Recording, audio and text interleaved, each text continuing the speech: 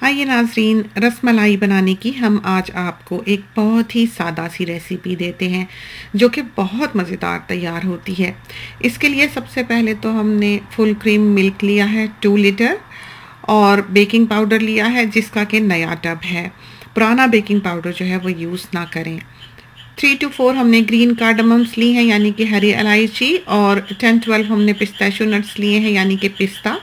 2 large eggs हैं, लरपाक का स्प्रेडेबल butter है, ब्राउन शुगर है, 1 कप हमने इसका लिया है। अब एक बड़ी सी पॉट में हमने 2 लीटर फुल क्रीम मिल्क जो है वो डाल लेना है और इसको उबलने के लिए रख देना है। इसमें हमने ग्रीन कार्डमम्स जो हैं वो भी खोल कर डाल लेनी है। हमने उनको कैंची से ही काट कर डाल लिया है। अब हम फुल क्रीम पाउडर्ड मिल्क लेंगे। हमने डेवनडेल का यूज़ किया है और सनशाइन का जो पाउडर्ड मिल्क है वो सबसे बेहतरीन है।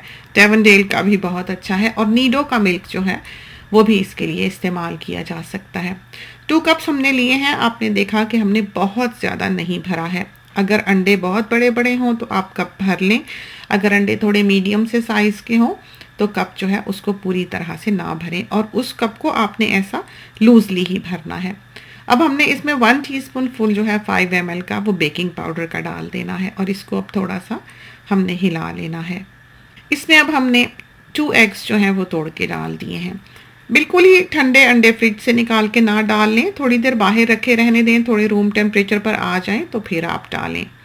इसके बाद हमने बटर जो है वो करीबन 1 टीस्पून डाला होगा, बहुत बहुत भर के नहीं डालना है। कोई भी बटर जो है वो आप इसमें इस्तेमाल कर सकते हैं। और अब इन चीज़ों से हमने इसको गूंथ लेना है। ये बहुत अच्छा सा, बहुत मुलायम सा डो जो है वो इन सब चीज़ों से तैयार हो जाएगा। इसमें कुछ भी और डालने की ज़रूरत नहीं रहेगी। रसमलाई एक बहुत ही सेंसिटिव सी चीज़ है। बिल्कुल परफेक्ट डो बनेगा तो सही बनेगी, वरना रसमलाई हर बार ही बास लोगों की ख़राब होती है और जिनको आ जाए समझ उनकी हर बार ही ये सही बनती है।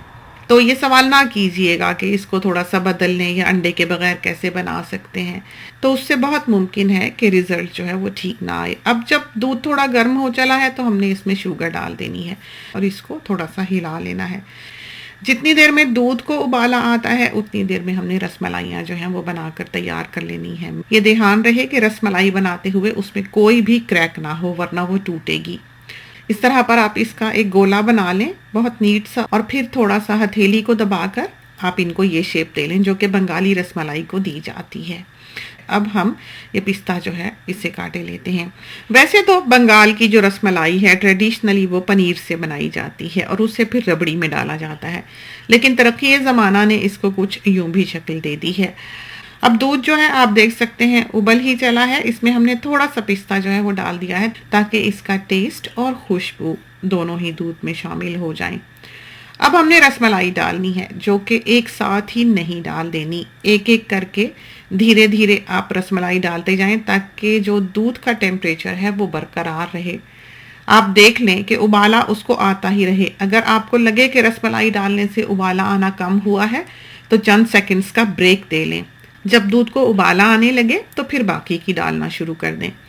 तो ये देखें इस तरह पर ये फूलने लगेंगी जैसे ही आप इनको डालेंगे, और अब आपने धीरे धीरे इस तरह पर इनको पलट लेना है। खुले बर्तन में बनाएं वरना ये पलटना जो है ये बहुत मुश्किल होता है, ख़ास करके ये फ्लैट हैं।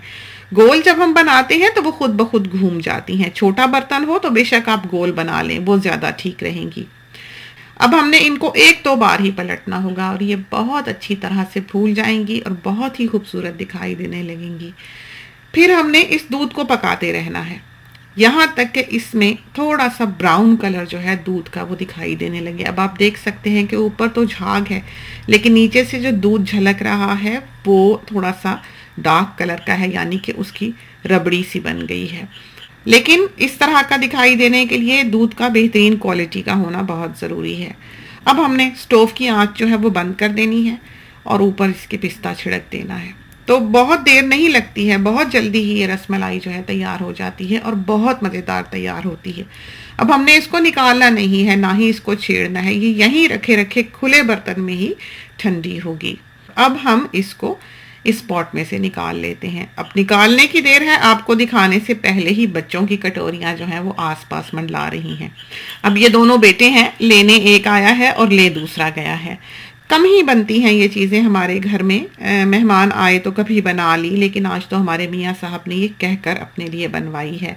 तो अब हमने इनको बोल में निकाल लिया है और इनको अब हम कवर करके फ्रिज में रख लेंगे। 5 दिन 6 दिन तक ये फ्रिज में बिल्कुल ठीक रहेगी। आप चाहें तो इसे फ्रीज भी कर सकते हैं। तो ट्राई कीजिए, खुदा करे कि ये रेसिपी जो है ये आपको पसंद आए और आपकी बहुत अच्छी तैयार हो। इसके साथ ही हमें इजाज़त दीजिए। अल्लाह हाफिज़।